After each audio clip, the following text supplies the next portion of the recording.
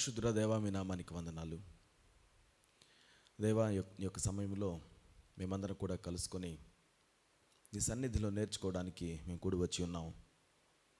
నేను ఆరాధించడానికి, నీవేమై ఉన్నావో చూడడానికి, గణపరచడానికి మీరు మాకు ఇచ్చినటువంటి సమయాన్ని బట్టి నీకు వందనాలు.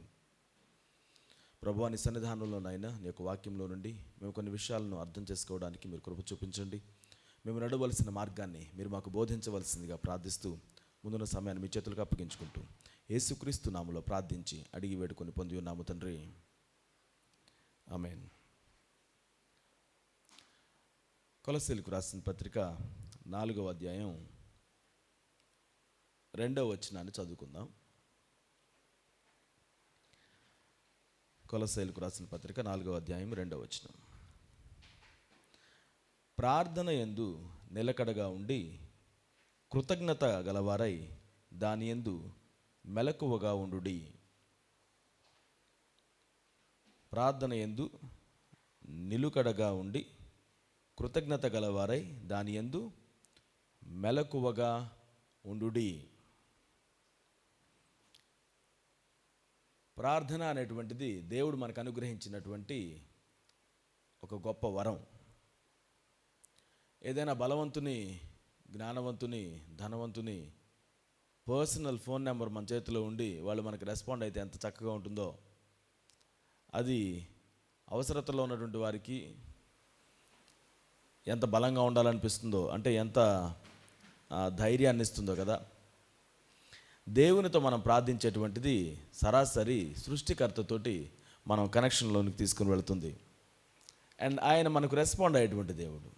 బైబిల్లో మనం పదే పదే చూసేటువంటి మాట, ఇదిగో నా శ్రమల్లో నేను ఆయనకు మొరపెట్టినప్పుడు ఆయన నాకు ఉత్తరం ఇచ్చాడు. నేను ఆయనకు మొరపెట్టగా ఆయన నా ప్రార్థన ఆలకించాడు. ఆయన నా మనవిని అంగీకరించి ఉన్నాడు. నేను ప్రార్థించగా ఆయన నాకు జవాబిచ్చాడు. నా మనవులను విన్నాడు.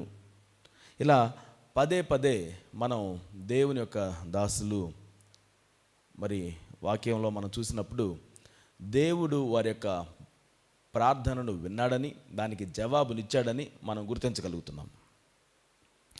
ఈరోజు మనం ప్రార్థన గురించినటువంటి కొన్ని అంశాలను మనం జ్ఞాపకం చేసుకుందాం. క్రైస్తవ జీవితంలో మనం సరి అయినటువంటి క్రమశిక్షణ కలిగి జీవించడం, ఆత్మీయమైనటువంటి క్రమశిక్షణలను అలవాటు చేసుకోవడం చాలా అవసరం ఉంది. దానిలో ప్రధానమైనటువంటిది ప్రార్థనా జీవితం. మన దినం ప్రార్థనతో ప్రారంభం కావాలి. మన దినం ప్రార్థనతో ముగించబడాలి. దేవుణ్ణి మనం జ్ఞాపకం చేసుకుంటూ, దేవునితోటి మనం సహవాసం చేస్తూ మనం ముందుకు సాగడానికి ప్రార్థించడం అనేటువంటిది గొప్పగా మనం చూస్తాం, గొప్ప అలవాటుగా మనం చూస్తాం. యేసుక్రీస్తు వారు భూమి మీద ఉన్నప్పుడు ఆయన అలవాటుగా వాడుక చొప్పున చేసినటువంటివి కొన్ని ఉన్నాయి. వాడుక చొప్పున చేశాడు అని అంటే అది పదే పదే చేశారు అని అర్థం. ఉదయాన్నే లేచి వాడుక చొప్పున బ్రష్ చేసుకున్నట్టుగా దాని గురించి అంతగా ఆలోచించాం, బట్ అది చేస్తాం. అది చేయకపోతే నష్టం అనేటువంటిది మనకు వెంటనే తెలియకపోవచ్చు. దేవుని యొక్క సన్నిధిలో ప్రార్థించడం అనేది మనకు వెంటనే దాని యొక్క రిజల్ట్ అనిపించకపోవచ్చు, కొన్నిసార్లు అనిపించవచ్చు. కానీ ప్రార్థించకపోతే మాత్రం దాని నుండి వచ్చేటువంటి పర్యవసానాలు మనం చాలా లేటుగానే అర్థం చేసుకుంటాం. గమనించండి, యేసుక్రీస్తు వారు భూమి మీద ఉన్నప్పుడు ఆయన రెగ్యులర్గా క్రమశిక్షణ కలిగినటువంటి ప్రార్థనా జీవితాన్ని ఆయన అలవరుచుకున్నారు. ఆయన ఎంత బిజీగా ఉన్నప్పటికీ కూడా ఆయన శిష్యులతో గడిపేటువంటి సమయంలో కావచ్చు, జన సమూహాలతో గడిపేటువంటి సమయంలో కావచ్చు, ఆయన ఒక గ్రామంలో ఉన్నప్పుడు, పట్టణంలో ఉన్నప్పుడు, లేకపోతే పట్టణానికి వెలుపల ఆ కొండల మీద ఎక్కడో ఉన్నప్పుడు, అన్ని ప్రాంతాల్లో కంఫర్ట్ ఉన్నా లేకున్నా, తన ప్రయాణంలో ఉన్నా, అలసిపోయి ఉన్నా, డిఫరెంట్ టైమ్స్లో ఆయనకి అవకాశం దొరికిన ప్రతిసారి కూడా ఒంటరిగా దేవుని సన్నిధిలో ప్రార్థించడం గురించి మనం చూస్తాం. చాలాసార్లు మనం ఈరోజు ప్రార్థనా కూటాలకు పరిమితం చేస్తూ ఉంటాం. ఏదైనా ప్రార్థనా కూటం జరుగుతుంటే అక్కడికి వెళ్ళి ప్రార్థించడం, మనకి ఉదయాన్నే ప్రార్థనా కూటం జరిగితే అక్కడ ప్రార్థించడం, రాత్రికాలం ప్రార్థన కూటం జరిగితే అక్కడ ప్రార్థించడం, ఇవి మనం చేస్తాం, మంచిదే. కానీ వ్యక్తిగతమైనటువంటి ప్రార్థనా జీవితం అనేది యేసుక్రీస్తు వారు మనకు పరిచయం చేస్తున్నారు. ఆయన మన ముందు మాదిరికరంగా ఉన్నాడు అని వాక్యం మనకు సెలవిస్తుంది. ఆయన నడిచినటువంటి ఆ యొక్క బాటలో నడవడానికి ప్రభువు మనల్ని పిలుస్తున్నారు. మనం అందరం కూడా వ్యక్తిగతమైనటువంటి ప్రార్థనా జీవితంలో ముందుకు సాగడానికి ప్రయత్నించాలి. యేసుక్రీస్తు వారు ఆ ప్రార్థన గురించి బోధిస్తూ మత్తయి సువార్తలో మనం చదువుతాం. 5వ అధ్యాయం నుండి 6వ అధ్యాయంలో ఆయన మనకు బోధించినటువంటి ప్రార్థన గురించి మనం చూస్తాము, పరలోక ప్రార్థన. అయితే దానిపైన మనం చూస్తాము ప్రార్థన చేయనప్పుడు మనం ఎలా ఉండాలి, ఎలా ఉండకూడదు అనేటువంటి విషయాన్ని మత్తయి సువార్త 6వ అధ్యాయంలో మనం చదువుతున్నాం. 5వ వచనం, మరియు మీరు ప్రార్థన చేయనప్పుడు వేషధారుల వలె ఉండవద్దు, మనుషులకు కనబడవలనని సమాజ మందిరములలోను వీధుల మూలలలోనూ నిలిచి ప్రార్థన చేయుట వారికి ఇష్టం. వారు తమ ఫలము పొంది ఉన్నారని నిశ్చయముగా మీతో చెప్పుచున్నాను. నీవు ప్రార్థన చేయనప్పుడు నీ గదిలోనికి వెళ్ళి తలుపు వేసి రహస్యమందున్న నీ తండ్రికి ప్రార్థన చేయుము. అప్పుడు రహస్యమందు చూచు నీ తండ్రి నీకు ప్రతిఫలమిచ్చును. గమనించండి, ప్రార్థన చేయడం అనేటువంటి విషయంలో ఆయన అంటున్నాడు రహస్యంగా ప్రార్థించండి అని. మనం అడగవచ్చు, ఏం ప్రభువా ఎప్పుడు కూడా మరి డోర్ వేసుకొని ఒక రూమ్లోకి వెళ్ళి ప్రార్థన చేయాలా, ప్రార్థన కోసం ఒక రూమ్ని కేటాయించుకొని ఉండాలా? నీకు వీలైతే చెయ్యి. లేనట్లయితే అక్కడ ఏం మనము నేర్చుకోవాలి అని అంటే, నీవు ఎవరిని దృష్టిలో పెట్టుకొని ఎవరో నన్ను చూస్తున్నారు, నన్ను ఒక ప్రార్థనా పరుడు, ఒక ప్రార్థనా పరురాలు అని అనుకోవాలి అనేటువంటి దృష్టితో చేయకండి. లేకపోతే దేవుని నియమాలను వీరు చక్కగా పాటిస్తున్నారు అనే పేరు కోసం తాపత్రయపడుతూ చేయకండి. ఆ వేషధారుల్లాగా మనం ఉండిపోతాం. ఆయన ఆ పరిసయ్యులను వారిని చూసి అంటున్నాడు, వీరు చక్కగా చేస్తారు. యెరూషలేం ప్రాంతానికి వెళితే ఒక ఫేమస్ ఫొటోస్ మనం చూస్తూ ఉంటాం కదా, వాటిల్లో ఆ వాల్ ఆఫ్ ప్రేయర్ మనం చూస్తాం. ఆ గోడ దగ్గరికి వెళ్ళి ప్రార్థన చేస్తూ ఉంటారు. అందరూ కనబడుతూనే ఉంటారు వారు అక్కడ ప్రార్థన చేస్తున్నటువంటి విషయం. వీధుల మూలలో నిలబడి ప్రార్థన చేస్తారట. కానీ వ్యక్తిగతంగా దేవుని ముందు తమను తాము సమర్పించుకొని ఎవ్వరి దృష్టిలో పడడానికి ఆశించకుండా ఆయన దృష్టిలోనే ఉండడానికి నిశ్చయించుకొని చేసేటువంటి ఆ వ్యక్తిగతమైన ప్రార్థనలను ప్రభువు అడుగుతున్నాడు. ఈ వాక్యం వింటున్నటువంటి నీవు నేను మనమందరం ప్రార్థనలో ఎదుగుతున్నామా? వ్యక్తిగతమైనటువంటి ప్రార్థనలో ఎదుగుతున్నామా? అంటే మనం అడగొచ్చు, ఉదయాన్నే లేచినప్పుడు ప్రభువా నీకు వందనాలు, ఈరోజు ఇంకో నూతనమైన దినం ఇచ్చావు, నీకు వందనాలు. భోజనం చేసేటప్పుడు ప్రభువా నీకు వందనాలు, ఈ భోజనాన్ని ఇచ్చావు. మరలా పడుకునేటప్పుడు ఈ రోజంతా నాకు చక్కగా నడిపించావు, నీకు వందనాలు. ఇంతవరకే మీ ప్రార్థనా జీవితం లిమిట్ అయిపోతుందా? ఇంతవరకు మంచిదే, కానీ ఇంతవరకే మన ప్రార్థనా జీవితం లిమిట్ అవుతుంటే మాత్రం మనం ప్రార్థనలో సర్ఫేస్లోనే ఇంకా పైపైనే ఉన్నాము అనేది మనం గుర్తుంచుకోవాలి. ఆయన సన్నిధిలో ఎడతెగక ప్రార్థించాలని మనం పిలువబడ్డాం. ఇందాక మనం చదివినప్పుడు కొలస్సీలకు రాసిన పత్రిక 4:2, ప్రార్థన యందు నిలుకడగా ఉండి కృతజ్ఞత గలవారై దాని యందు మెలకువగా ఉండుడి. నిలకడ, మెలకువ ప్రార్థన విషయంలో చెప్పబడినటువంటి పదాలు. నిలకడ కలిగి ఉండడం, మెలకువ కలిగి ఉండడం. ఆ రోజు గెత్సెమనే వనంలో ఆ శిష్యులు శోధనలో ప్రవేశించబోతున్నారన్న విషయాన్ని తెలుసుకున్నటువంటి ఆయన ప్రార్థించండి, మెలకువతో ఉండండి, శోధనలో ప్రవేశించకుండానట్లు ప్రార్థించండి అని చెప్పడం మనం చూస్తాం. ఈరోజు మరి ఒక ప్రార్థన జీవితంలో మనం ఎదగడం గురించి మనం ఆలోచించుదాం. దాని గురించి కొన్ని విషయాలను మనం అర్థం చేసుకోవడానికి, నేర్చుకోవడానికి ప్రయత్నించుదాం. వీటిలో మొదటిగా ప్రార్థనలో నిలకడగా ఉండడం అనే విషయాన్ని మనం అర్థం చేసుకుందాం. ఎలా ఉండాలి ప్రార్థనలో? నిలకడగా ఉండాలి. నిలకడగా. లూకాసు వార్త 5వ అధ్యాయం 16వ వచనం చదువుతున్నాం. ఆయన ప్రార్థన చేయుటకు అరణ్యములోనికి వెళ్ళుచుండెను.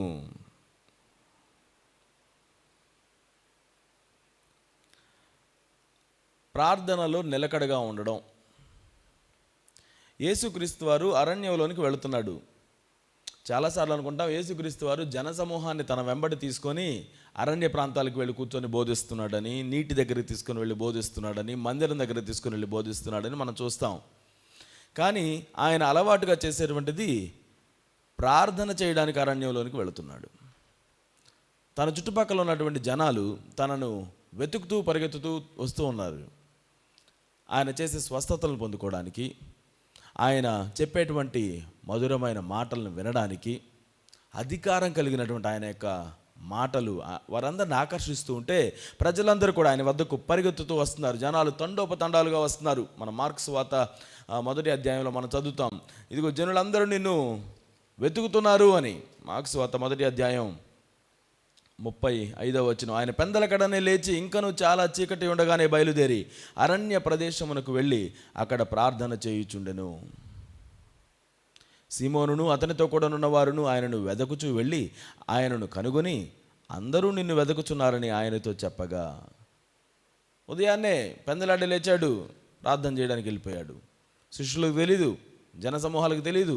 వారందరూ కూడా ఆయన దగ్గర ఈ మధ్యకాలంలో విలేకరులు కనుక ఏదైనా న్యూస్ దొరికినప్పుడు అక్కడికి వెళ్ళి వెతుకుతూ ఉన్నట్లుగా వారి యొక్క విట్నెస్ని, ఇప్పుడు యేసుక్రీస్తు వారు ఎక్కడున్నారు అని, ఆయన ఎక్కడికి వెళతాడో అని ముందుగానే వచ్చి ఆ ఇంటి చుట్టూ వారు గుమిగూడి ఉన్నారు. కానీ ఈయన మాత్రం వారి అంటే ముందుగానే లేచి అరణ్యంలోనికి వెళ్ళిపోయాడు ప్రార్థన చేయడానికి. శిష్యులకు కూడా తెలియదు ఆ విషయం. దైవజనులారా, దేవుని బిడ్డలారా, జ్ఞాపకం చేసుకుందాం. మన పనుల్లో మనం చాలా బిజీగా ఉండొచ్చు. మనం సక్సెస్ఫుల్గా మారుతున్నంతకాలం, మనం గొప్పగా ఎదుగుతున్నంతకాలం మన చుట్టుపక్కల మన అటెన్షన్ని కోరుకునేటువంటి వ్యక్తులు, పరిస్థితులు మనకు చాలా ఉంటాయి. కానీ అన్నిటికంటే ప్రాముఖ్యంగా ఆయనను వెంబడించడం అనేటువంటి ఆ అలవాటు మనం పక్కన పెట్టేయకుండా జాగ్రత్త పడడం మనం చూసుకోవాలి. It is very easy to be distracted. And జరుగుతున్నటువంటి వాటన్నిటిని బట్టి నాకు దీనికి సమయం సరిపోవడం లేదే అని వాపోతూ బాధపడుతున్నంత మాత్రాన మనం ఏదో దానికోసం యాక్షన్ తీసుకున్నట్టుగా అనుకోకూడదు. రియల్గానే మనం యాక్షన్ తీసుకోవాలి. ఆయన సన్నిధిలోనికి వెళ్ళి కూర్చోవడం మనం నేర్చుకోవాలి. మనం కార్ డ్రైవ్ చేసుకుంటూ వెళుతుంటాం. ఆ మధ్యకాలంలో కార్ డ్రైవ్ చేసుకుంటూ వస్తున్నాం. హైదరాబాద్లో ఔటర్ రింగ్ రోడ్కి ఎక్కి మేము ఉన్నటువంటి ప్రాంతానికి రావడానికి దాదాపుగా ఒక 70 కిలోమీటర్స్. ఈ మధ్యలో ఇంకెక్కడ పెట్రోల్ బంక్ ఉండదు. ఆ ఔటర్ రింగ్ రోడ్ ఎక్కేటువంటి ప్రాంతానికి రాగానే పెట్రోల్ అయిపోతున్నట్టుగా సూచన చూపిస్తుంది. మేము అనుకున్నటువంటి డెస్టినేషన్కి రావడానికి దీనిలో ఉన్న పెట్రోల్ సరిపోదన్న విషయం మాకు అర్థమైంది. ఇప్పుడు మేమేం చేయాలి? సరిపోతుందిలే అని ఆశపడుతూ ముందుకెళ్ళిపోతే ఏమవుతుంది? అది మధ్యలోనే ఆగిపోవచ్చు. ఖచ్చితంగా ఆగిపోతుంది, ఎందుకంటే ఇండికేషన్ చూపిస్తుంది కాబట్టి. అప్పుడు మా పార్టీగా గొప్పదవుతుంది. వైజ్గా ఉండాలి అంటే ఏం చేయాలి? కొంచెం సమయం పట్టినా ఖచ్చితంగా వెళ్ళి పెట్రోల్ని కొట్టించుకొని వెళ్ళాలి. లేకపోతే ఆ ట్రాఫిక్లో నుంచి లోపల నుంచి రావడానికి కూడా ప్రయత్నం చేయాలి. పెట్రోల్ బంక్లోకి వెళ్ళి పెట్రోల్ కొట్టించుకొని ముందుకు రావాలి. ఎట్టకేలకు పెట్రోల్ కొట్టించుకొని ముందుకు రావడం అనేది వైజ్ డెసిషన్. మన జీవితంలో నేను బాగా బిజీగా ఉన్నాను, ఇప్పుడు నాకు కుదరడం లేదు ప్రార్థించడానికి అని అనుకునేటువంటి వారిని మధ్యలో ఆగిపోతే పరిస్థితి ఏంటి? నువ్వు ఎవరిని అడగాలో తెలియనటువంటి సందర్భాలు మనకు రోజంతా తారసపడుతూనే ఉంటాయి. రకరకాల తీర్మానాలు మనం చేసుకోవాలి. డెసిషన్ మేకింగ్ అనేటువంటిది మనకి కాన్స్టెంట్గా ఉంటుంది. వీటిలో దేవునితో సహవాసంలో ఉండడం అనేటువంటి దాంతో మనం ముందుకు వెళ్ళడం మనకి ఎప్పుడు కూడా శ్రేయస్కరం. ఆయన సన్నిధిలోనికి వెళ్ళి, దేవా ఇదిగో ఇవి నా ఆలోచనలు అని ఆయనకు అప్పగించి, నీ ఆలోచనలు నాకు అనుగ్రహించండి అని ఆయన నుంచి మనం పొందుకోవడం చాలా అవసరం. అండ్ ఇది నిలకడగా చేయడం మనం నేర్చుకోవాలి. కన్సిస్టెంట్గా. యేసుక్రీస్తు వారు ఒకటే సమయాన్ని పెట్టుకొని ఉన్నాడు అని నేను అనడం లేదు, కానీ ఆయన ఖచ్చితంగా వీలు కుదుర్చుకొని చేశాడు ఎవ్రీడే అని మాత్రం మనం చూస్తాం. కొన్నిసార్లు రాత్రంతా ఆయన ప్రార్థనలు గడపడం మనం చూస్తాం. కొన్నిసార్లు ఉదయాన్నే లేచి వెళ్ళిపోయి ప్రార్థనలు ఉండడం మనం చూస్తాం. కొన్నిసార్లు ఆయన బోధించిన వెంటనే సపరేట్గా వెళ్ళిపోయి ప్రార్థించడాన్ని మనం చూస్తాం. ఎట్టకేలకు ప్రార్థించడం మాత్రం మనం చూస్తున్నాం. వాడుక చొప్పున ప్రార్థించడం. నీ జీవితంలో మనం కొన్నిసార్లు అనుకుంటాం, ఇదిగో పలానా టైం నుంచి పలానా టైంకి నేను ప్రార్థన చేస్తానని. కానీ అన్నిసార్లు అది కుదరకపోవచ్చేమో. కుదిరితే మంచిదే. ఒక కన్సిస్టెంట్ ప్రేయర్ టైంని కలిగి ఉండడం చాలా మంచిది. మనం ఏదైనా షో చూడాలి అని అంటే కన్సిస్టెంట్ టైంకి వెళ్ళి చూడాలిగా, తర్వాత వెళ్ళి చూస్తే కుదురుతుందా? మనం చేసేటువంటి దానికోసం టైంని కేటాయించుకున్నట్టుగా ప్రార్థనకు కూడా టైంని కేటాయించుకోవడం మనం అలవాటు చేసుకోవాలి. మనం భోజనానికి టైంని కేటాయించుకున్నట్టుగా ప్రార్థనకు టైంని కేటాయించుకోవడం. ఒకవేళ ఎట్టి పరిస్థితుల్లోనే అది వీలు కాకపోతే ఏదైనా సమయంలో కానివ్వండి, ఖచ్చితంగా ప్రార్థనలో ఉండడానికి మనం ప్రయత్నం చేయాలి. దాన్ని మనం విడిచిపెట్టకూడదు. కన్సిస్టెంట్గా ప్రార్థన చేయడం ఎందుకు నిలకడగా ఉండండి. అండ్ ఆఫ్ కోర్స్ మనకు దానియేలు గారు చాలా గొప్ప రోల్ మోడల్గా ఈ విషయంలో మన ముందు కనబడతారు. అంటే ఆయన ప్రార్థన చేయవద్దు అని చెప్పేటువంటి అధికారులు తన ముందున్నా, తను ప్రార్థిస్తే ప్రాణాన్ని పోగొట్టుకునేటువంటి అవకాశం తన ముందున్నప్పటికీ, భయపెడుతున్నప్పటికీ, కలవరపెడుతున్నప్పటికీ ప్రార్థించడం మాత్రం ఆయన మానలేదు. ఆ రాజు దగ్గరికి ఆ వర్తమానం వెళ్ళినప్పుడు కూడా నేను ప్రార్థన ఎందుకు చేశానా అని కలవరపడలేదు. నేను ప్రార్థన చేస్తుంటే నన్ను ఎందుకు రక్షించట్లేదు ప్రభువా అని దేవుని మీద సనగడము గొనగడం కూడా లేదు. నేను ఎంత భక్తితో జీవిస్తున్నాను, నువ్వెందుకు నన్ను పట్టించుకోలేదు అనేటువంటి ఎదురుచూపు కూడా లేదు. నువ్వు ప్రార్థించేటువంటిది నీకు శ్రేయస్కరం. నువ్వు ప్రార్థించు, ఆయనతో సహవాసాన్ని కలిగి ఉండు, అది నిన్ను క్షేమంగా ఉంచుతుంది. దానియేలు ఆ విధంగా దేవునికి ప్రార్థిస్తున్నాడు. ఆ కాలంలో ప్రార్థించడం అనేటువంటిది ఒక వైపుకు తిరిగి ప్రార్థించడానికి ఇశ్రాయేలీయులు ప్రేరేపించబడ్డారు. ఒక వైపుకు తిరిగి ప్రార్థించడం, యెరూషలేము వైపుకు తిరిగి ప్రార్థించడం. వారు అప్పటికి బబులోను అనేటువంటి ఆ ప్రాంతానికి చెరగా తీసుకొని వెళ్ళబడ్డారు. దానియేలు తన స్నేహితులు వీరందరూ స్వతంత్రంగా వారి దేశంలో వాళ్ళు లేరు, వాళ్ళ ఇళ్లల్లో వాళ్ళు లేరు. వాళ్ళు బానిసలుగా ఉన్నారు. బానిసలుగా ఉండి కూడా తెలివైన వారిగా ఉన్నారని వీరిని రాజు తన సమక్షంలో ఉంచుకుంటాడు. వీరు అక్కడ కూడా చాలా నమ్మకంగా పనిచేశారు. దానియేలు చాలా మంచి పేరును సంపాదించాడు. రాజుకు దానియేలు చాలా ఇష్టం. అయితే దానియేలు రోజు వెళ్ళి ప్రార్థించడం చూసినటువంటి వారు రాజుకు కారాలు మిరియాలు నూరినట్టు ఆయన దగ్గరికి వెళ్ళి, నీకంటే గొప్ప వాళ్ళు ఎవరో ఉన్నట్టున్నారు, ఈ దేశంలో చాలామంది నీకంటే వేరే వాళ్ళకి ప్రార్థన చేస్తున్నారు అని లేనిపోనివి కల్పించి ఆయనకు కోపాన్ని తెప్పించేటట్లుగా చేసి అప్పటికప్పుడు మొత్తానికి ఒక తాకిదును రాపించి పంపించారు. రాబోయే 30 రోజులు ఎవరన్నా కానీ ఏ దేవునికి దేవతకు ప్రార్థించడానికి వీల్లేదు, అలా ప్రార్థిస్తే సింహపు బోన్లో పడేస్తాను అని చెప్పేసి అది చేసిన తర్వాత వెంటనే దానియేలు గురించినటువంటి వృత్తాంతం బయటకు వచ్చింది ఆయన దగ్గరకు.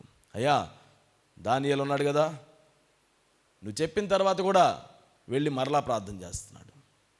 ఈ దానియేలు రహస్యంగా వెళ్ళి ప్రార్థన చేయడానికి ఏమీ ఆయన ఆలోచించలేదు.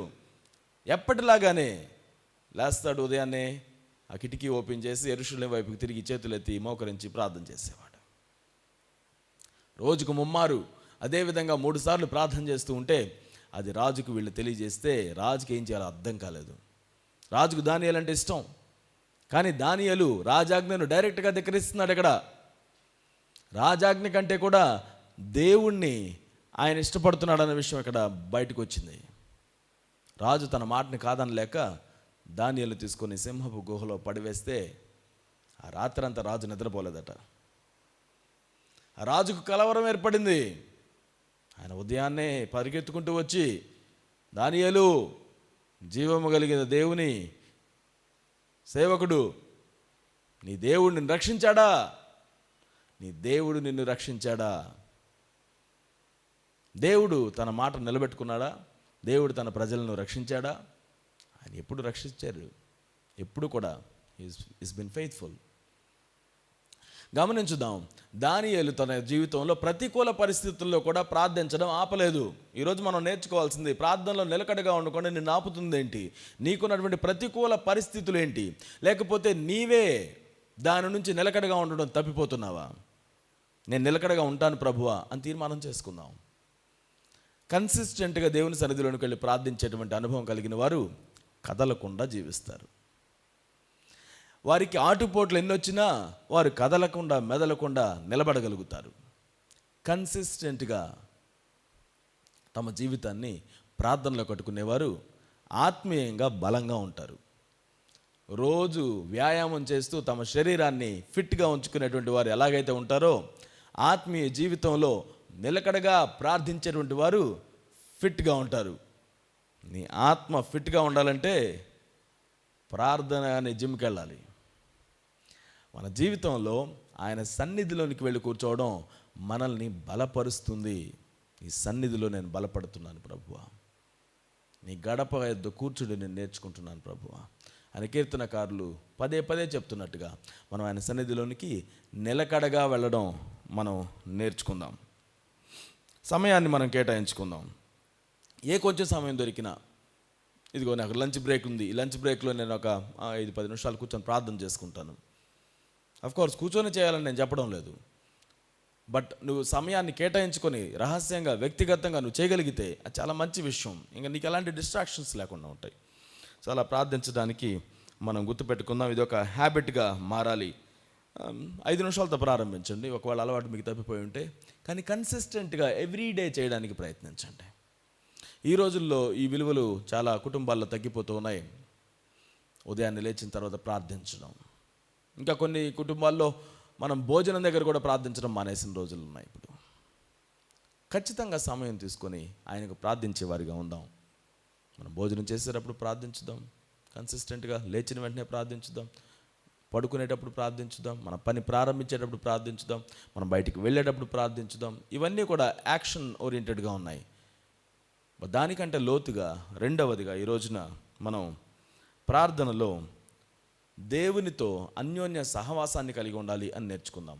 మొదటిది నిలకడగా ఉండాలి, రెండవది సహవాసాన్ని కలిగి ఉండాలి. Intimacy with God through prayer.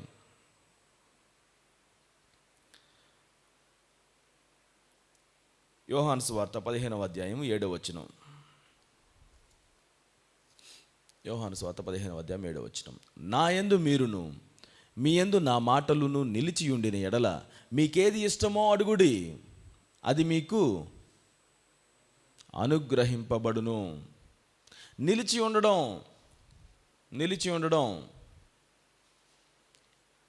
కొంతమంది వస్తారు కలవడానికి, వచ్చిన వెంటనే నా పని ఉందన్నా మళ్ళీ వెంటనే వస్తాను అని వెళ్తారు. ఏదైనా చెప్పాలన్నా ఏదైనా అడగాలన్నా కుదరదు. కానీ వచ్చినటువంటి వారిని మనం కలిసి కాసేపు కూర్చొని మాట్లాడుకోగలిగితే, నిలిచి ఉండగలిగితే ఎంత బాగుంటుంది.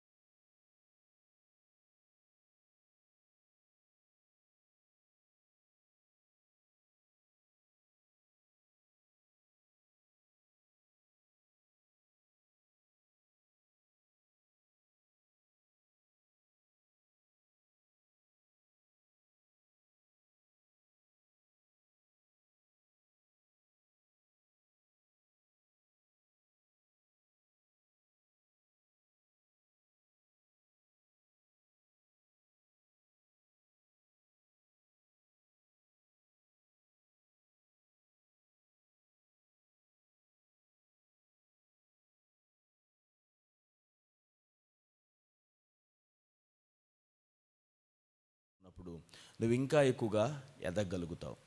జార్జ్ ముల్లర్ అనేటువంటి సేవకుని గురించి మాట్లాడుకోవచ్చు. విశ్వాస జీవితం విషయంలో ఆయన ప్రతి అవసరత విషయంలో దేవుని సన్నిధికి వెళ్ళి ప్రార్థించేవాడు. ఆయన కొన్ని అనాథ శరణాలయాలను స్టార్ట్ చేసి అనేక మంది ఆర్ఫన్స్ని ఆయన ఎదిగింప చేయడం మనం చూస్తాం హిస్టరీలో. ఆయన ఆ అనాథ పిల్లల్ని పోషించే విధానం ప్రార్థన. చాలా స్టోరీస్ ఆయనకు జీవితం మీద చెప్పబడ్డాయి. ఆయనకు జీవితం బయోగ్రఫీ మనం చదువుతుంటే చాలా విషయాలు మనం చదువుకోవచ్చు. మీరు ఎవరైనా వాటి గురించి చదవడానికి ప్రయత్నిస్తే బాగుంటుంది. జార్జ్ ముల్లర్ గారి స్టోరీలో ఫేమస్గా ఉన్నటువంటి ఒక స్టోరీ ఏంటంటే, ఆయన ఒకసారి ఆ ఆర్ఫనేజ్లో ఉన్నటువంటి పిల్లలకి ఆహారం పెట్టడానికి ఏమీ లేకుండా ఉన్నటువంటి పరిస్థితి. ఆ పిల్లలందరూ కూడా ఉదయాన్నే ఆకలితో ఉన్నప్పుడు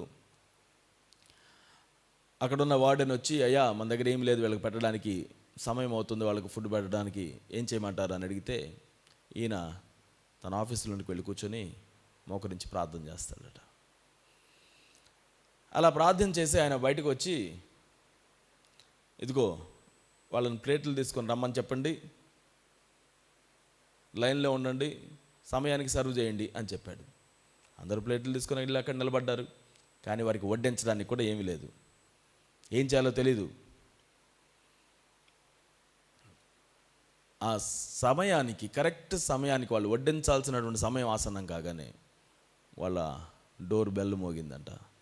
ఏంటి అని వెళ్ళి చూస్తే అక్కడ ఒక వెహికల్ నిండా ఫుడ్ డెలివరీ చేయబడింది. ఎవరో తెలీదు, కానీ వాళ్ళు అన్నారంట, ఇదిగో మా వెహికల్ ఫుడ్ తోటి ఉంది, కానీ వెహికల్ కదలట్లేదు, ఇదంతా వ్యర్థమైపోయేటట్టుంది, పక్కనే చూస్తే మీ ఆర్ఫనేజ్ ఉంది, ఇది వేస్ట్ కాకుండా మీరు ఉపయోగించండి అని వీళ్ళ చేతికి ఇచ్చారు.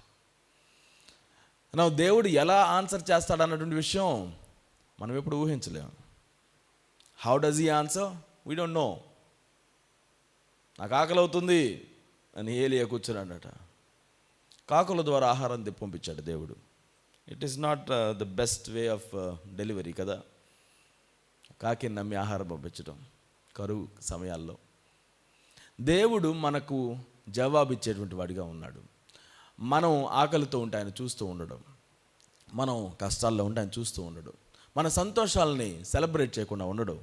He's always there with us. ఆయన మనం గుర్తించడం, ఆయనతో సహవాసం చేయడానికి మనం ప్రయత్నించడం చాలా ప్రాముఖ్యమైనటువంటి అంశంగా బైబిల్ మనకు బోధిస్తుంది. ఆయనలో మనం నిలిచి ఉండడం. ఇక్కడ మనం గుర్తుపెట్టుకోవాలి, సహవాసం అనగానే నీకేం కావాలో అడుగుతూ ఉండడం మాత్రమే కాదు, ఆ సహవాసంలో ఆనందించడం మనం చేయాలి. మీ స్నేహితులు ఎవరైనా ఉన్నారా, ఎప్పుడు కలిసినా ఏదో ఒకటి నిన్ను అడిగేటువంటి వాళ్ళు? దాన్ని మంచి సహవాసంగా అనుకుంటావా, లేకపోతే అవసరత కోసం మాత్రమే నాతో సహవాసం చేస్తున్నాడు అని అనుకుంటావా? మంచి సహవాసం అంటే ఏంటి? అవసరం ఉన్నా అవసరం లేకపోయినా మనం కలిసి టచ్లో ఉండడం, కలిసి మాట్లాడుకోగలగడం, మన జీవితాన్ని షేర్ చేసుకోగలగడం. దేవునితో మనం చాలాసార్లు, ఆయన దేవుడు అండి, నాకు అవసరం ఉన్నప్పుడు నేను ఖచ్చితంగా ప్రార్థన చేస్తాను, దేవుడు నాకు ఇస్తాడు. ఎస్, ఇస్తాడు. కానీ అవసరాలు తీర్చేటువంటి ఒక కల్పవృక్షంగానే దేవుడిని మనం చూడకూడదు. ఆయన నీతో నాతో సహవాసం చేయాలని, మనతో జీవించాలని, నివసించాలని ఆశపడేటువంటి దేవుడు. బైబిల్ మనకు బోధించేటువంటి దేవుడు మనతో నివసించాలని కోరుకునేటువంటి దేవుడు. కాబట్టి ఆయనతో మనం కలిసి కూర్చొని మాట్లాడేటువంటి అనుభవంలోనికి మనం రావడం చాలా అవసరం. సో దీనికోసం ఏం చేయొచ్చు? ప్రాక్టికల్గా కొంత సమయాన్ని తీసుకోండి. నువ్వేమి అడగాల్సింది అంతా అడిగిన తర్వాత కూడా మౌనంగా ఆయన సన్నిధిలో కాసేపు గడపండి. ప్రభువా, ఇంకా ఏం చెప్పాలనుకుంటున్నారు, ఏం తెలియజేయాలనుకుంటున్నారు? మౌనంగా కూర్చోవడం అనే దగ్గరకు వచ్చేటప్పటికి ఈ రోజుల్లో కనుమరుగవుతున్నటువంటిది అది. మనం పట్టుమని 10 నిమిషాలు కూడా ఏ పని చేయకుండా కూర్చోలేము. అంటే పెద్దగా ఏదో పనులు చేసి సాధించేస్తున్నామని కాదు. మన చేతులు ఖాళీగా ఉంచుకోకుండా, మన కళ్ళు ఖాళీగా ఉంచుకోకుండా, మన చెవులు ఖాళీగా ఉంచుకోకుండా, అంత బిజీ లోకంలో మనం జీవిస్తున్నాం. ఏదో ఒకటి మన కళ్ళ ముందు ప్రదర్శించబడుతూనే ఉండాలి, ఏదో ఒకటి మన చెవులకు వినపడుతూనే ఉండాలి, ఏదో ఒక రొద మనకు వినపడుతూనే ఉండాలి. ఖాళీగా ఉండిపోవాలి, అన్నీ ఆగి కొంచెం ప్రశాంతంగా ఎటువంటి శబ్దం లేకుండా ఉండడం అనేటువంటిది ఎంతకాలం అయింది నువ్వు అనుభవించి? అన్నిటినీ పక్కన పెట్టి కేవలం నువ్వు, నీ దేవుడు ఆహ్లాదకరంగా కూర్చొని, ఎటువంటి అజెండా లేకుండా ప్రశాంతంగా అలా సమయాన్ని గడపడం. బెస్ట్ ఫ్రెండ్స్ మధ్యలో కలిసి కూర్చొని ఏదేదో మాట్లాడుకుంటూ ఉంటాం. కొన్నిసార్లు ఏది మాట్లాడకుండా సమయం అలా గడిచిపోతూనే ఉంటుంది. అటువంటి దాని గురించి నేను మాట్లాడుతున్నాను. ఆయనతో సహవాసం చేయడం. కూర్చోండి. అలానే ఒక ప్రేయర్ జర్నల్ని ఒకటి మనం మెయింటైన్ చేద్దాం. కూర్చొని చక్కగా నీ ప్రార్థనలను రాయి, లేకపోతే దేవుడు నీకు ఇచ్చినటువంటి తలంపులను రాయి, ఆయనతో మాట్లాడే విధానంలోనికి వెళ్ళు. మన కీర్తనలో పదే పదే చూసేటువంటి అంశం ఏంటంటే, ఇదిగో కీర్తనకారుడు తనకున్నటువంటి పరిస్థితుల గురించి దేవునికి వివరిస్తుంటాడు. ఆ వివరణల మధ్యలో దేవుడు తనతో మాట్లాడడాన్ని మనం అక్కడ చూస్తుంటాం. అరే, ఇప్పుడే కదా ఈయన నాకు బాధగా ఉంది, నాకు కోపంగా ఉందని చెప్తున్నాడు, నేను ఏడుస్తున్నాను చెప్తున్నాడు. బట్ ఇక్కడికి వచ్చేసరికి ఇదిగో నీవు నాకు తోడుగా ఉన్నావు, లేకపోతే దేవుడు నాకు తోడుగా ఉన్నాడని, లేకపోతే నీ దుఃఖ దినాలు సమాప్తంలో అయ్యాయని ఆయన మాట్లాడడం మనం అక్కడ చూస్తాం. ఇది ఎలా జరుగుతుంది? దేవునితో మనం మాట్లాడుతున్నాం, మనతో దేవుడు మాట్లాడుతున్నాడు. ఈ విషయాన్ని మనం గుర్తించాలి. మొదటిగా ప్రార్థనలో నిలకడగా ఉండడం గురించి మాట్లాడుతున్నాం. రెండవది ప్రార్థనలో సహవాసాన్ని కలిగి ఉండడం గురించి మాట్లాడుతున్నాం. ఈ సమయంలో మూడవది the power of intercessory prayer. ప్రార్థనలో విజ్ఞాపన ప్రార్థన చేసేవారిగా మనం ఉండడం. నా జనరల్గా ప్రార్థన అనేటువంటిది వ్యక్తిగతమైనటువంటిదిగా మనం చూస్తూ ఉంటాం. కానీ మనం నిజముగా దేవునికి విజ్ఞాపన చేసేటువంటి వారిగా మనం ఉండడం అనేది మన అవసరాలకు మించి ఇతరుల అవసరతలను మనం గమనించడానికి మనం ప్రయత్నం చేయడం వాక్యం మనకు బోధిస్తుంది. యాకోబు పత్రిక 5వ అధ్యాయం 16వ వచనం. యాకోబు పత్రిక 5వ అధ్యాయం 16వ వచనం. మీ పాపములను ఒకనితోనొకడు ఒప్పుకొనుడి, మీరు స్వస్థత పొందినట్లు ఒకని కొరకు ఒకడు ప్రార్థన చేయుడి. నీతిమంతుని విజ్ఞాపన మనఃపూర్వకమైనదై బహు బలము గలదై ఉండును. ఏం చదువుతున్నాం? మీ పాపాలు ఒకరితో ఒకళ్ళు ఒప్పుకోండి. అబ్బా, అట్లాంటి సహవాసం కలిగి ఉంటే ఎంత బాగుంటుంది. మనం మన పాపములను దాచిపెట్టాల్సిన పరిస్థితి లేకుండా ఉంటే ఎంత బాగుంటుంది. అయితే ఇక్కడ ప్రార్థన గురించి ఏం చదువుతున్నాం? మీరు స్వస్థత పొందినట్లు ఒకని కొరకు ఒకడు ప్రార్థన చేయుడి. ఒకరి నిమిత్తం ఒకరం ప్రార్థన చేయడానికి మనం పిలువబడ్డాం. మన గురించి మాత్రమే కాదు, ఒకరి గురించి ఒకరం మనం ప్రార్థించడం. సంఘంలో మనం ఇలా జాయిన్ అయినప్పుడు మనం చేసేటువంటి పని ఏంటంటే, ఒకటి దేవునితో సహవాసం చేస్తున్నాం కలిసికట్టుగా. రెండవది ఒకరితో ఒకరు మనం మన యొక్క భారాలను మనం షేర్ చేసుకుంటూ, మన యొక్క బలహీనతలను, మన బలములను, మనం చేయుచున్న వాటిని, మన ఆలోచనలని, వీటిని మనం పంచుకుంటూ ఒకరి నిమిత్తం ఒకరు మనం ప్రార్థించేటువంటి సమయాన్ని మనం కేటాయించుకోవడం చాలా ఆరోగ్యకరమైనటువంటి సంఘంగా అది మనం గుర్తిస్తున్నాం. సహవాసం కలిగి ఉండడం, ప్రార్థించడం. Intercessory prayer changes lives and circumstances. మన విజ్ఞాపన చేయడం అనేటువంటిది మన జీవితాలను, ఇతరుల జీవితాలను, మన పరిస్థితులను మార్చివేస్తుంది. రెండవ ప్రపంచ యుద్ధ కాలంలో ప్రార్థించినటువంటి ప్రార్థన పరుల గురించి చరిత్ర మాట్లాడుతుంది. వారు ప్రార్థించినటువంటి వారిగా ఉన్నప్పుడు అక్కడ కార్యాలు జరిగాయి, యుద్ధం ఆపివేయబడింది, ప్రజలు రక్షించబడుతున్నారు. నీవు నేను ప్రార్థించడం, ఇతరుల నిమిత్తం ప్రార్థించడం, వేరే వారి నిమిత్తం ప్రార్థించడం మనం చేయాల్సిన వారిగా పిలువబడ్డాం.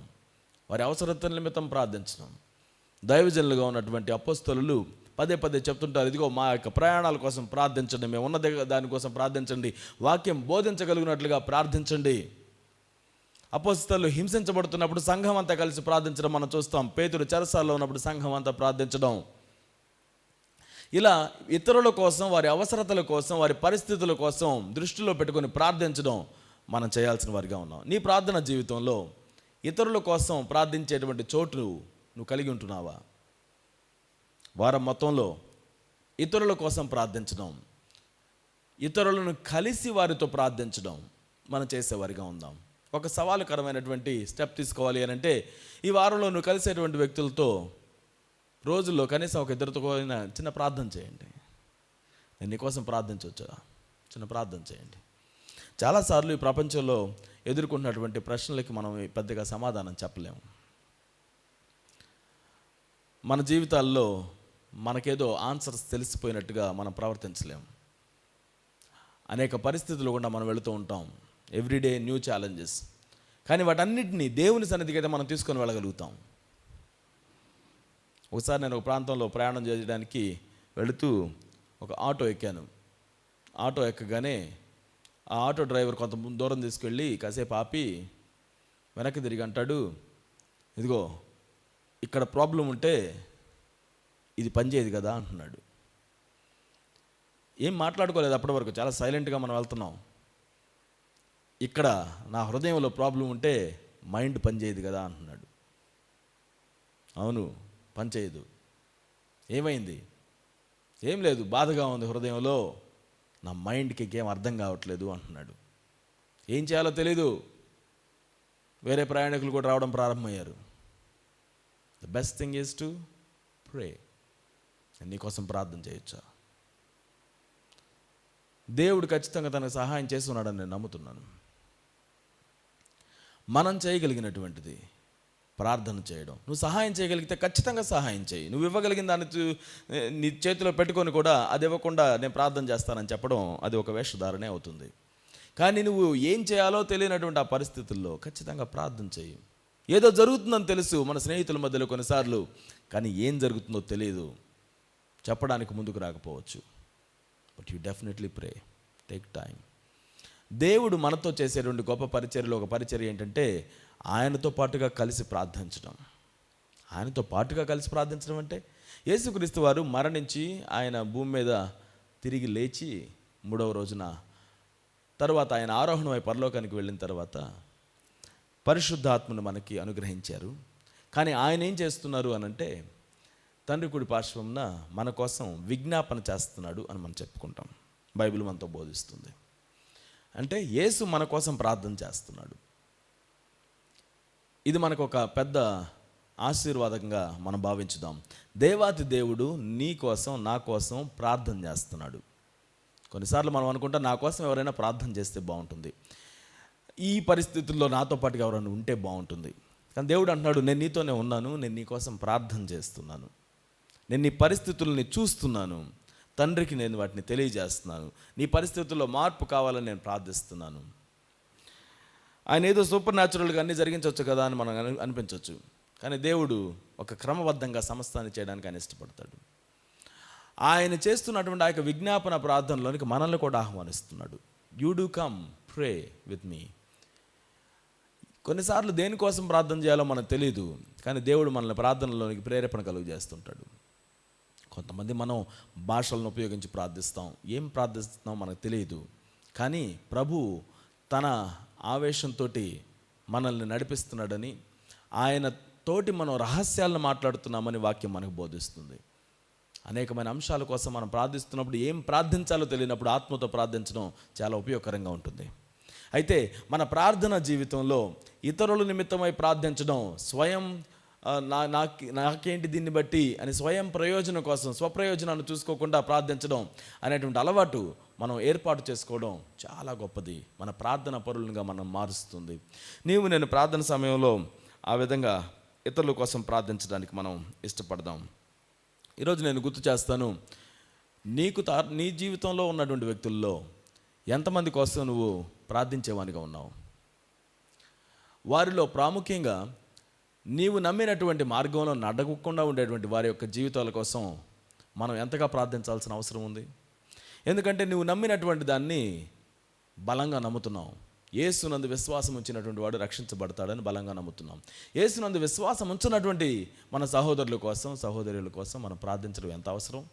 దేవుడు వారిని క్షేమంగా ఉంచాలని, తన యొద్దకు నడిపించాలని, వారు సత్యాన్ని గుర్తెరగాలని ప్రార్థించడం ఎంత అవసరం. అంటే అందరికీ ఒకటే మెడిసిన్ అన్నట్టుగా దేవ వీరందరినీ రక్షించండి అని ప్రార్థించడానికి బదులుగా వ్యక్తిగతంగా వారి కోసం వారి పేరును తీసుకొని వారి యొక్క పరిస్థితుల్లో వారు ఎలా ఉన్నారో అనే దాన్ని బట్టి ప్రార్థించడం, ప్రభు నిన్ను నడిపించిన మేరకు వారి గురించి ప్రార్థించడం మనం చేయాల్సిన వారిగా ఉన్నాం. విజ్ఞాపన ప్రార్థనలో గుర్తుపెట్టుకుందాం, మనం అడగాల్సింది ప్రభువా ఎవరి కోసం ప్రార్థించమంటారు అని అడగొచ్చు. నీకు తెలిసి ఉంటే చేయిస్తేయచ్చు వారి కోసం, కానీ ఒకవేళ అర్థం కాకపోతే ఎవరి కోసం ప్రార్థించమంటారు. తర్వాత ఇదిగో పలానా వ్యక్తి కోసం ప్రార్థించు, కరెక్టే, కానీ ఏమని ప్రార్థించమంటారని కూడా అడగొచ్చు. ఎప్పుడైనా నీ ప్రార్థన జీవితంలో ఏమని ప్రార్థన చేయమంటావు ప్రభువా అని అడిగారా? It's very much important. ప్రభువా ఏమని ప్రార్థించమంటారు? అన్నీ మంచి చేయడం దేవునికి ఇష్టమే, కానీ ఎలా, ఏమని ప్రార్థించమంటారు? ఒకసారి ఒక టీమ్గా కూర్చొని మేము ప్రార్థన చేస్తున్నాం. మా దగ్గరకు రావాల్సినటువంటి ఒక గెస్ట్ స్పీకర్ రావడానికి వీలు కాలేదు. వారు ఆలస్యం అవుతుందన్న విషయాన్ని తెలియజేశారు. వాళ్ళు వస్తున్నటువంటి ఫ్లైట్ డిలే అయింది అన్న విషయం తెలిసింది. వారి కోసం ప్రార్థన చేస్తున్నాం.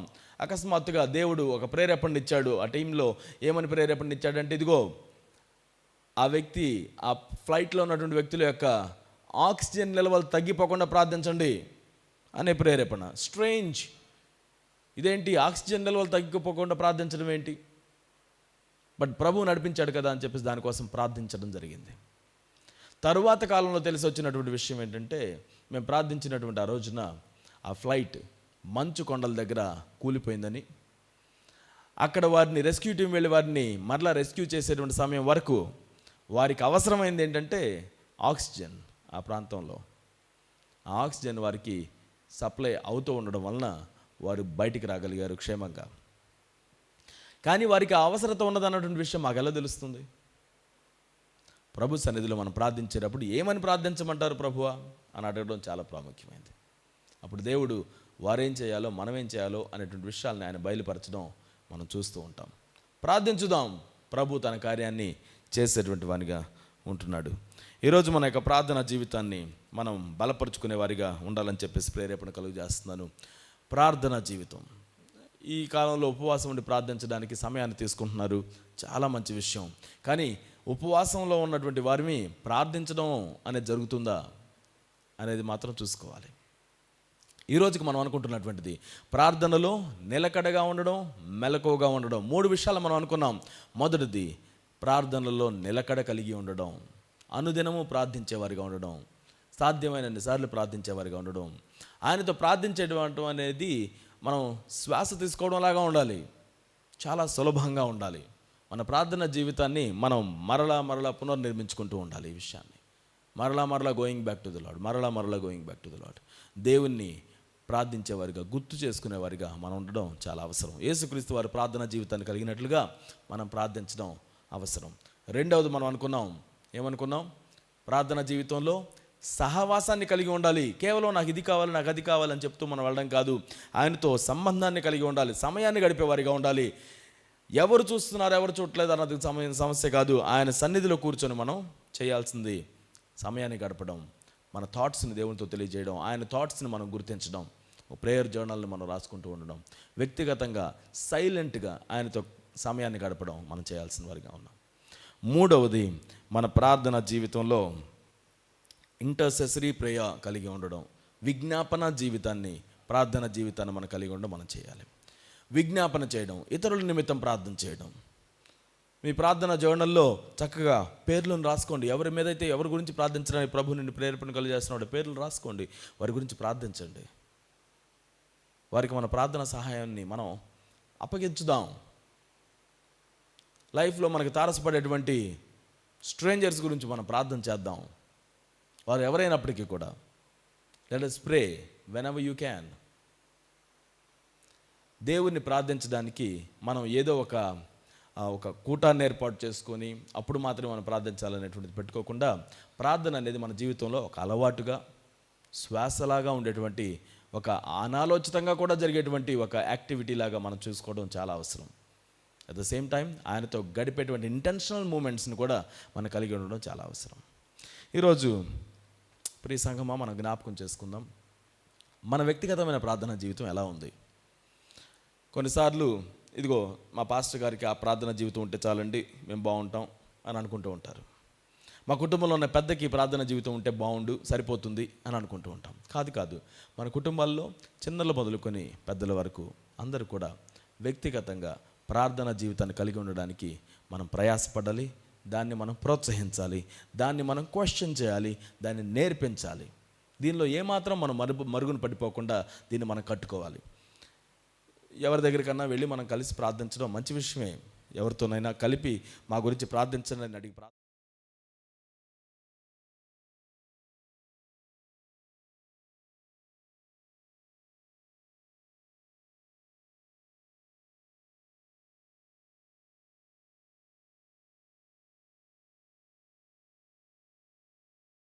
ఎలాంటి తారతమ్యం లేకుండా చూసేటువంటి దేవుడిగా ఉన్నాడు. కాబట్టి ఆయనతో ప్రార్థించడానికి మనం కదిలి వెళదాం. ఆయన ముందు మనం అందరం కూడా సమానం. మనం ఎలాంటి వారిమైనా ఆయన సన్నిధిలోనికి వెళ్ళి మనం ప్రభువా అని మనం పిలిచినట్లయితే ఆయన పలికేటువంటి దేవుడిగా ఉన్నాడు. ఎల్లప్పుడూ మన కోసం సంసిద్ధంగా ఉన్నటువంటి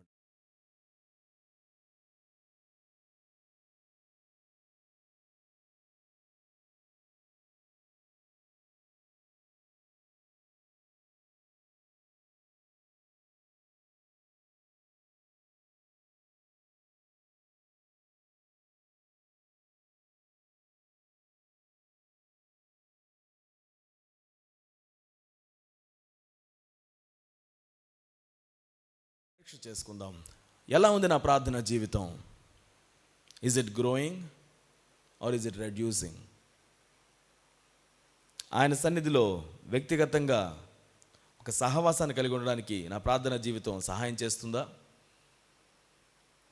లేకపోతే హరిబరిగా అయిపోతుందా నా జీవితం? ఏలియా మన వంటి స్వభావం కలిగిన వాడే, ఆసక్తితో ప్రార్థన చేశాడని వాక్యం మనతో సెలవిస్తుంది. ఆయన ప్రార్థించినప్పుడు గొప్ప కార్యాలు జరగడం మనం అక్కడ చూస్తున్నాం.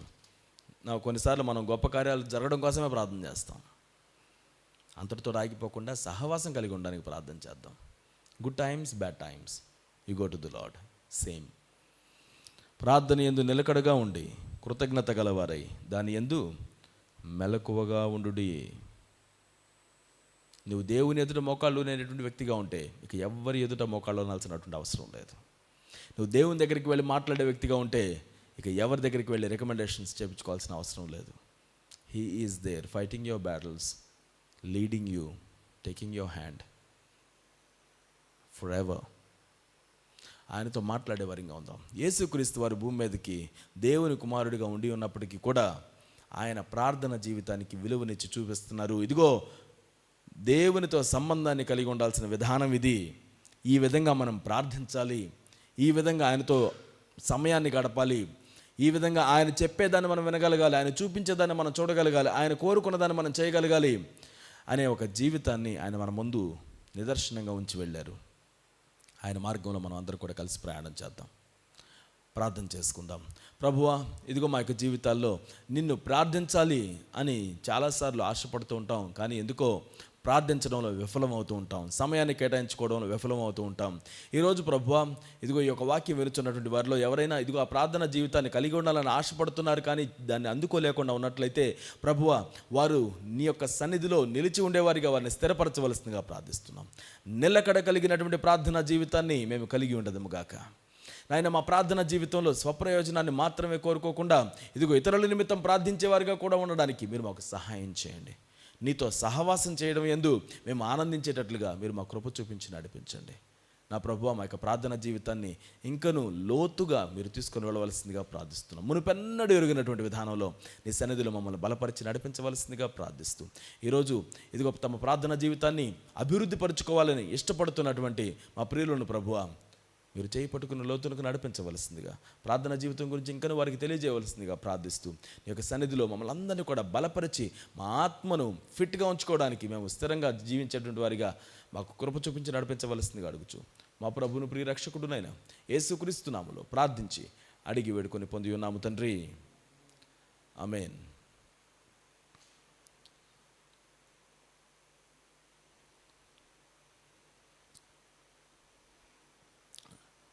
ఈ సమయంలో మనం మన కానుకలను దేవుని సన్నిధిలోనికి తీసుకుని రావచ్చు.